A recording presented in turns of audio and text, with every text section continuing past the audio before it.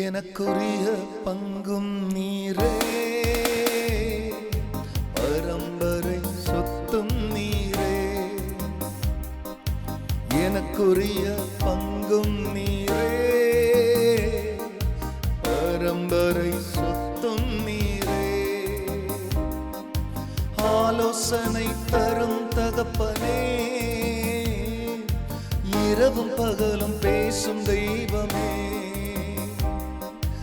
ஆலோசனை தரும் தகப்பனே, இரவும் பகலும் பேசும் தெய்வமே. எனக்குரிய பங்கும் நீரே, பரம்பரை சொத்தும் நீரே.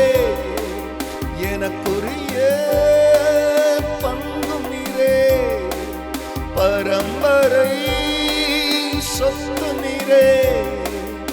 ஆராதனை உமக்கே, நாளெல்லாம் ஆராதனை. ஆராதனை உமக்கே, நாளெல்லாம் ஆராதனை.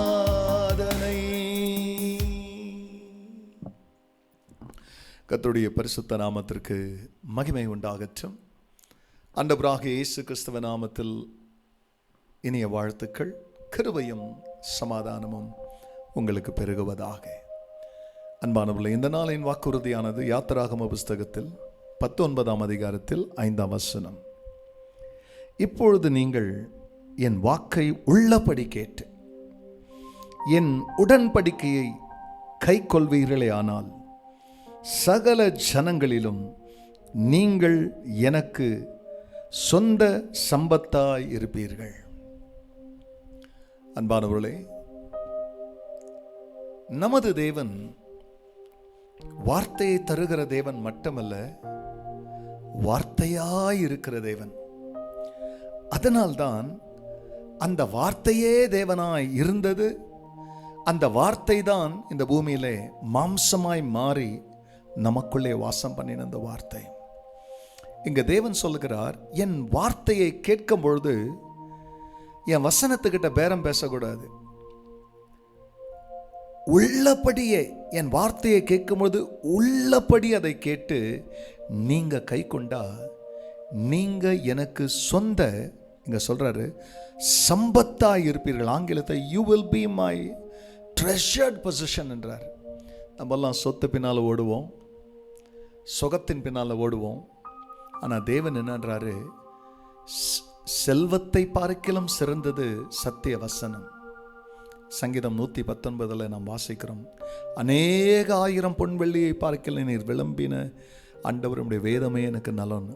அப்போ அந்த வசனங்களை படிக்கிறதும் அதை கேட்கும்போது உள்ளபடியே கை கொண்டா, யார் கை கொண்டு நடக்கிறாங்களோ அவங்க என் சொந்த சம்பத்துன்றார். நீ வெறிய மனுஷன் இல்லை, வெறிய மனுஷி இல்லை, சர்வ வல்லவரின் சொத்தே வசனத்தை கை கொண்டு நடக்கிறவர்களாம். அவருடைய வசனம் அவர் நம்மிடத்தில் ஏற்படுத்தின உடன்படிக்கை. இந்த உடன்படிக்கையின் வார்த்தைகளை கை கொள்வோம். தெய்வத்துக்கு சொந்த சொத்தாய் நாம் இருப்போம். கண்களை மூடினவர்களாய் ஜெபிக்கலாம். பரிசுத்த பிதாவே, மண்ணிலிருந்து ஒரு மனிதனை எடுத்து அவனுக்குள்ளும் அது ஜீவ சுவாசத்தை ஊதி மண்ணு உங்க வசனம் ஆகிய அந்த உடன்படிக்கையை கை கொண்டா அந்த மண்ணு உங்களுக்கு சொந்த சொத்தாக இருக்குன்றீங்களேப்பா.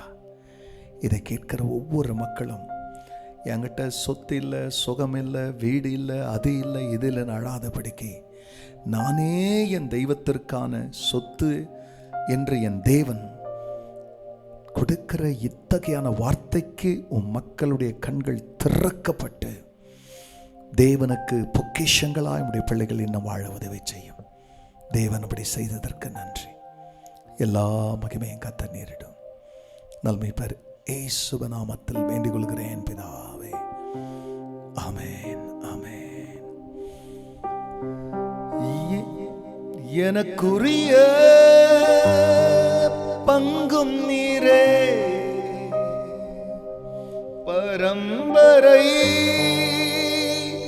சொத்தும் நீரே. God bless you, church. Have a blessed day. Amen.